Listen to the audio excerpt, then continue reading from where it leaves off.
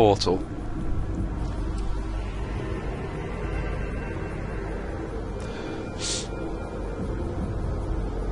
Which now has a switch active on it.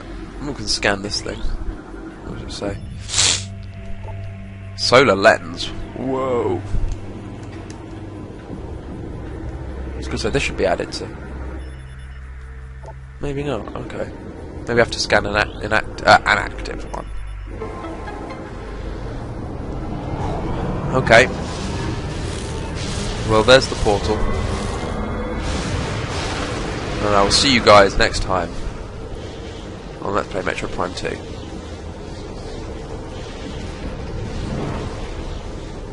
Hey guys, welcome back to Metroid Prime 2. Okay, just pretty much nothing happened else in that cutscene. I didn't really miss anything, don't worry about that. Just kind of turned into like a cloud. Like the web portal thing just went to a cloud. I wasn't expecting it to actually be a cutscene, I was expecting it to be a moment where I would just get, you know, a moment sort of to choose to go through. Anyway, yeah, the portal's gone now. I can go back. But anyway, as you can see, this is one of these sort of energy areas. Or these light areas or something. Areas of the light world still. So you stick your hand out and your suit starts burning up. So basically what you have to do in this place, and this is what can be quite frustrating, is you have to jump between these sort of safe pads. I'm talking shit today, guys. I am so sorry. These Ing morph their bodies around useful items to protect them. They rely on larger Ing for protection, as they have no way of fending off enemies. Damage from all weapons will harm them, but light-based weapons are superior.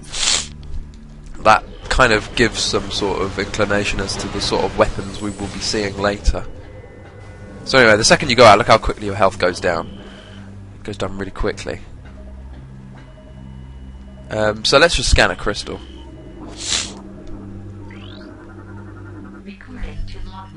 Xenotech, Luminous Light Crystal, generates a field of protective light. Light crystals provide protection from Dark Aether's atmosphere. They can be nullified by dark energy or supercharged by light energy. They were created by the Luminous during their war with the Ing, and many still remain in use. Dark creatures despise the crystals. Some are injured or killed by the field that they create. Yeah, so you can actually lure enemies into the field. Sometimes, well, weapons that you get later. Sorry, what? Oh dear. Again. So this is a light beacon which generates protective fields of light when energized. Light beacons must be energized by beam weapons. Yeah, that's kind of what they look like. They were created by the Illuminov when they ran short of light crystals. They're simpler to make, they're unstable, and have to be energized periodically, i.e. they can run out. Still, any protection is better than any. None, even. I've given up with just trying to make sense today. It does, yeah, I was going to say, these guys, you just have to kind of sit in them and shoot them. But yes, they can be nullified by dark weapons. When you shoot dark weapons onto them, they kind of just get like blocked out. But watch this. You see one go up and then you see kind of like a ghostly image go up. Well, that means in the light world it's gone up as well. Trans-dimensional activity. You do get things like that. So basically what you have to do is kind of run between these things and shoot them. And on this, basically what would happen beforehand is your suit upgrades on Metroid Prime 1 were solely to do with sort of protecting you from, well, certain things. I mean, for example, gravity suit would give you, obviously, what it usually does, it gives you fluid movements in water, making it easier to get around. Barrier suit would make it possible to go through areas that beforehand would have destroyed you. And then, of course, the Phazon suit would protect you from Phazon, or Phazon, technically. But again, with Phazon, yeah, I don't really want to talk too much about that at the moment, for obvious reasons. has a lot to do with this game as well at some point. But it's kind of sneakier with this game, because I don't know if the guys at Retro were planning this whole trilogy. I mean, I think originally they just designed Metroid Prime, and then they were thinking about maybe doing like a second one or something. Anyway, yeah. See, like that, it just ran out on me because I wasn't keeping it energized. But it's actually better to find one that's kind of there all the time. And it's probably faster to come here and save and regenerate your health, actually, funnily enough.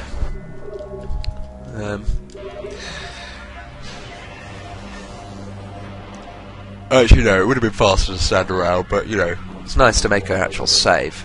I mean, I've got a basis of... Anyway, so this is actually you must recognise this as the main room. Well, not the main room, but the main area at the beginning. Like the entrance hall, I guess you could call it, or something. Anyway, yes, this is an example of an enemy which I should have scanned back there. Obviously, I didn't. This is what the Ing look like. They look like even bigger. They take on the form of really big splinters. These are the Warrior Ings. Shape-shifting wall crawler. Spider-Man! They don't like that sort of combat in melee and red range. Oh, they're good. Sorry, they're good at that. And they just like bright light, of course. They're challenging foes. They can render themselves to amorphous puddles and move over most terrain, including walls. Warrior Ing can turn their bodies into deadly projectiles sheathed in dark energy. The tips of their legs are razor sharp, making them formidable at melee. Finally, they are capable of channeling transdimensional energy and firing at their enemies. Their only real weakness is bright, pure light, which they hate and fear. Well, it's interesting that this is the transdimensional energy.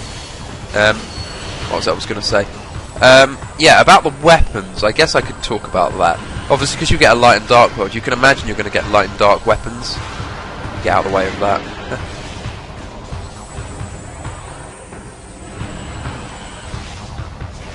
That's right, you stay in here where it's nice and hot. You can almost imagine it like that, as the light world is burning hot and the dark world is freezing cold or something. Well, it's burning hot for people who... actually, I suppose the dark world is what appears hot. Anyway, well, if we just scan this door, for example, it says... Blast shot on the door, black and ox. That's invulnerable to most weapons. Dark energy may damage it. So that kind of tells you you're going to get dark energy weapons and you're going to get light energy weapons. I mean, they've kind of given that away.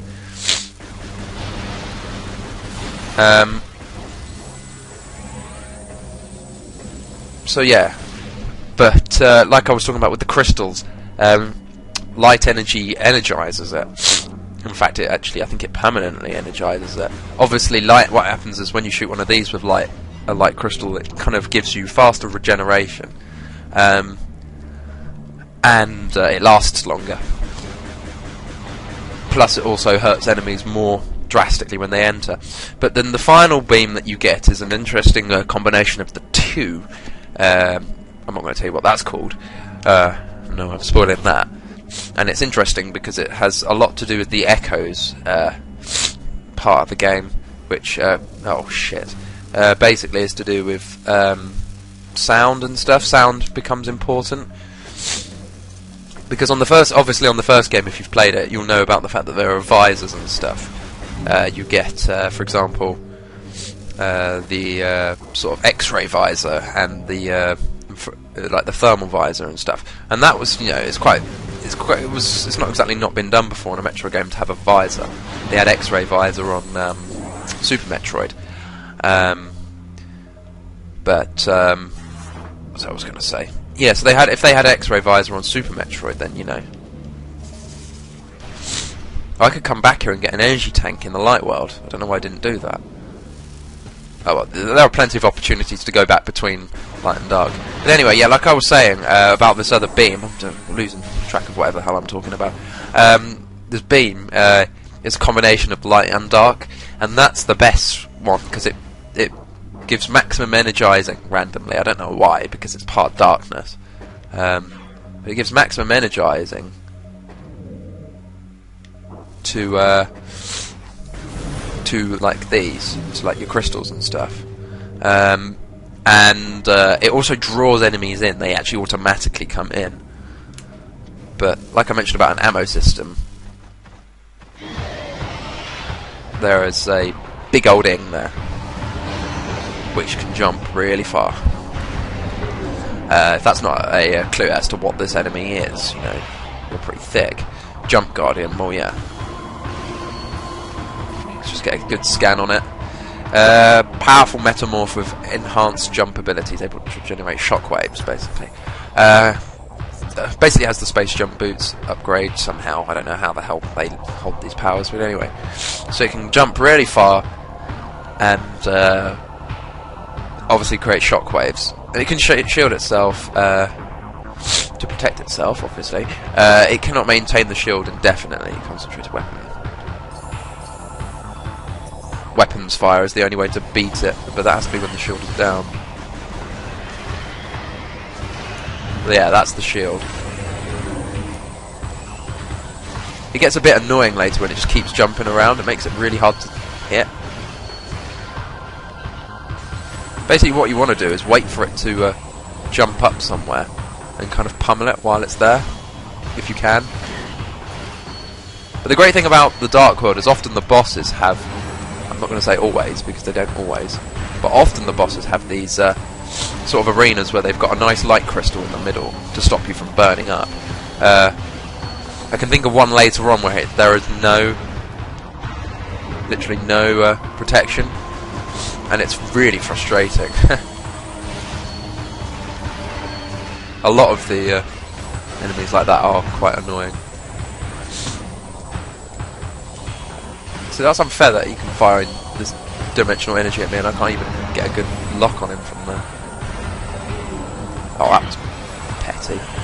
So he starts jumping around like a lunatic all the time. It becomes really hard to hit. But they did luckily and graciously enough give you some of these things to break.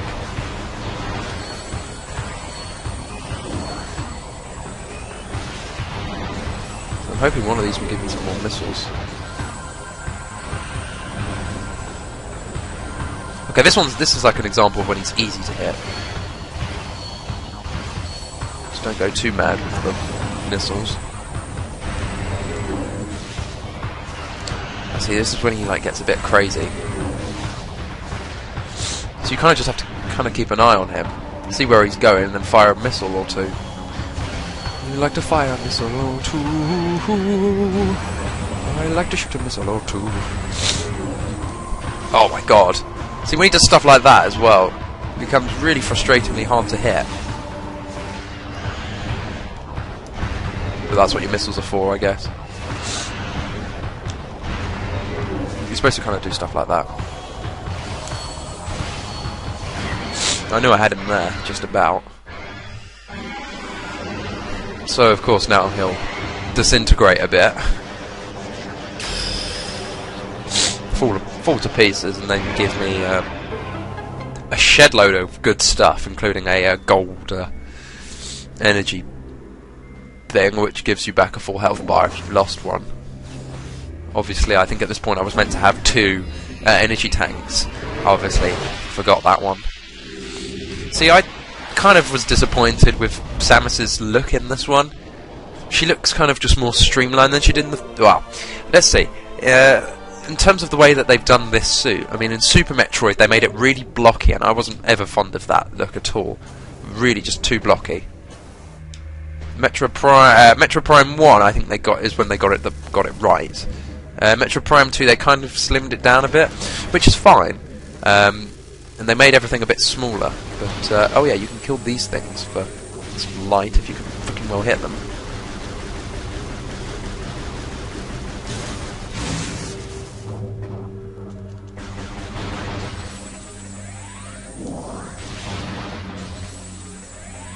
Okay, I'm going to jump out of here now while I've got the chance. Mostly because those things don't last.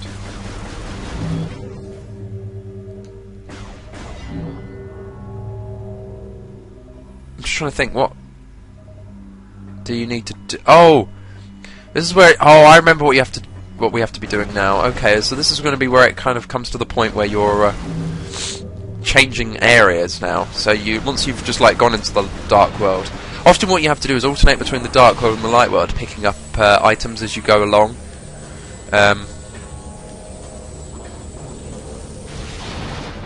And kind of one will help you get to somewhere that you couldn't in the other world, if that makes sense. So you know, it's well done. It's well thought out. So yeah. Anyway, this will open a portal back to the light world. I think this time we actually have to step into it. Boom. This one doesn't. This one unfortunately doesn't turn into like a sort of weird black cloud thing. But I like the way that it kind of. Something I think they should have kind of kept on for later is the kind of. Well, what they should have done is obviously as you steal more of the dark world's energy, I think they should have. What was I going to say? Yeah, they should have changed that cutscene to be sort of more light as you go through.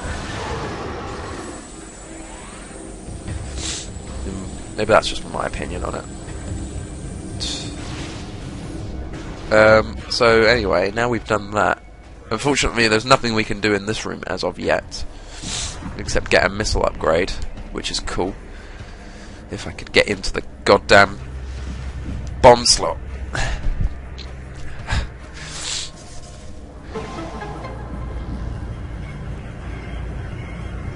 I need to chill out with my language, James. You're so violent half the time.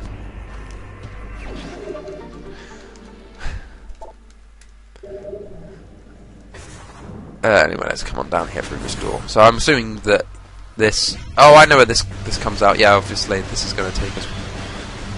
Can we scan one of these? No! Oh well, next time I try to scan them, I'll be able to, just because of the way it works. There's no missile down here or anything, no. Okay. Okay. Like that OK picture, OK.jpg from Meme Base, for anybody who likes to visit that place. Must admit, it's quite funny. Now, what does that? Where does that door go? I don't know off the top of my head. Probably just takes you nowhere.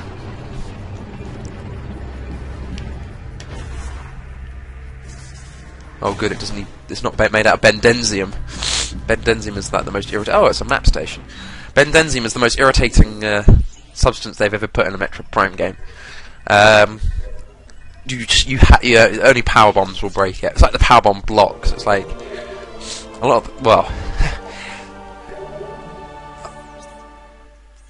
there's a lot of stuff like that. There's a lot of continuity. It just kind of irritated me in this game that, you know, they would have to cheek to do that. What cheek? Just now quoting Nintendo Capri Sun. That's just not great, is it? See, that's interesting. I would say, whenever I've had Capri Suns, I've always called them Capri Sun. That's what I've always known them as. I'll say that in just a second. After I've read this. Aether's planetary energy supplied reach a critical stage. If left unchecked, the energy would expire, bringing an end to the world. Our greatest minds devised a way to preserve and regulate the remaining planetary energy. The energy controllers. Yeah, we know about that already, mate. Yeah, I would always call it a Capri Sun, and he calls it a Capri Sun. And I guess it's just a choice in how you pronounce it, but that makes it sound weird when I try to pronounce his. When I try to say Nintendo Capri Sun, that just doesn't sound right. But it sounds right to say Capri Sun to me, but not a Nintendo Capri Sun. Nintendo Capri Sun sounds better. I agree with him on that. No. Those things are called sandbats, and they're useless, and that is weird. A warning to travellers. Oh, that looks goddamn familiar to me. Oh, I know what that is. But I'm not going to tell you. You'll see soon enough. In the next 3 or 4 parts, probably. Let's get me another energy tank. Boom! So anyway, we're actually heading towards a new area now. But I'm going to not stop the video. I'm going to cut in just a minute. Yeah. Let's just come on up here. I know I'll cut. It'll be very, very, very soon. In fact, so soon that you can almost go 5, 4, 3, 2, 1. I'll catch you later, guys.